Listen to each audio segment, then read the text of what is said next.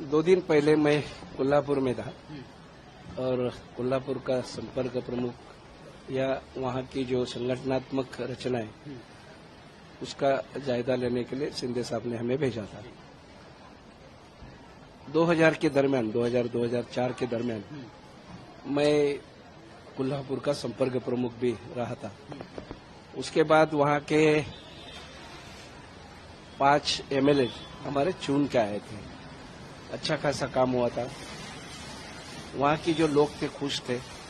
जब कल मैं गया तभी उन्होंने मुझे बताया कि तभी संगठनात्मक की रचना या पदाधिकारी बहुत अच्छा ढंग से संगठना वहाँ अपने मेहनत करके बनाई थी, लेकिन जब इलेक्शन आया तभी आपका ये टिकट कटवाया। और वहाँ 1-2 ऐसे लोग थे कि जो मनोहर जोशी साहब को बहुत चाहते थे, उनके क्लास में पढ़ते थे और शादी होने के बाद 1-2 औरत वहाँ वही मेले में थी। और उन्होंने ये पूछा कि भाई ये सारा हुआ, ये टिकट कटवाया या जो भी कुछ हुआ वो मातोश्री से हुआ, लेकिन तो फिर मनोहर जोशी के घर पे अटैक करना, उनको शिवाजी पार्क से मेले से भगा के मतलब भाषण करने के लिए नहीं देना, ये सारा क्या है मामला। तो मजबूरन मुझे बोलना पड़ा कि हकीकत जो हुई थी कि टिकट काटने के लिए वैसे तो बाला साहब बहुत जन के टिकट काटते थे और काटने के लिए नेता को कोई तो प्लान करने का जरूरत नहीं होता है। वो कभी भी कैसा भी किसी को भी बोल सकते हैं कि भाई आपको टिकट नहीं मिल सकता है, मैं दूसरे को दे सकता हूँ। लेकिन यहाँ उद्धव जी ने जो किया वो बहुत गलत ढंग से टिकट काटा।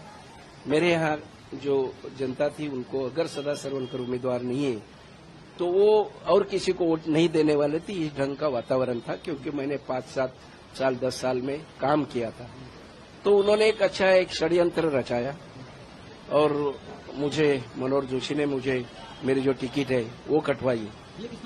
ये उद्धव जी ने और हमारे जो वहाँ मिलिंद नार्वेकर थे उन्होंने, आपको ये सारा मोर्चा लेके उनके घर पे जाना पड़ेगा। जब भी हम लोग उनके घर के यहाँ आने के लिए निकले, करीबन 2-3-4 मिनट का ही टाइम हुआ था, तो संजय राउत जी का फोन आया कि भाई आप कहाँ जा रहे हो। तो मैंने उनको बताना योग्य नहीं समझा कि मैं क्यों बताऊं उनको, उद्धव जी ने या मिलिंद जी ने मुझे जो बताया वो क्यों बोलूं।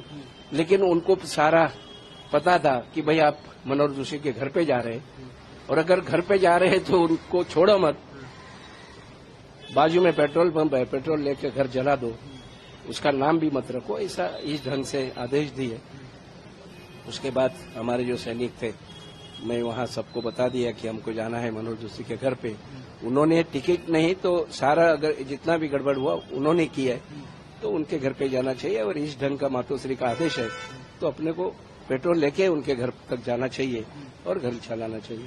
ये सारी जो बातें थी वो टिकट कटवाने के लिए थी।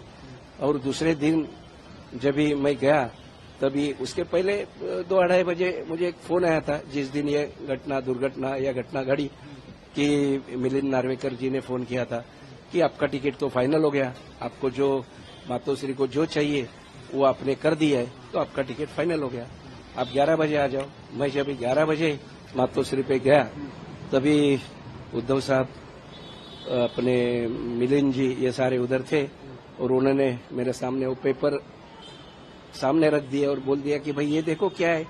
मैंने बोला ये साहब, क्योंकि हर पेपर में न्यूज थी कि शिवसेना का जो ज्येष्ठ नेता है मनोहर जोशी, उनके घर पे हमला सदा सरवनकर और उनके जो सहयोगी शिवसैनिक है उन्होंने किया।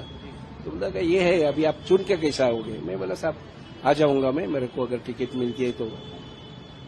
वो सीधे वहां से मुझे बोला कि नहीं, आपको टिकट नहीं दे सकते, क्योंकि उनका प्लानिंग ही हुआ था कि आदेश बांदेकर को देना है। और उन्होंने आदेश बांदेकर को टिकट दिया और उद्धव जी मतलब यहाँ से निकल गए। तो मेरा कहना यही था कि भाई अगर मेरा कुछ गलती था और टिकट नहीं देना है तो मुझे बोलना चाहिए था कि आपको नहीं दे रहे। इस ढंग से कोई कट कारस्तान में फंसा के, मनोहर जोशी मेरे गुरु जी थे, उनके ही हाथ के नीचे मैंने करीबन 30-35 साल काम किया।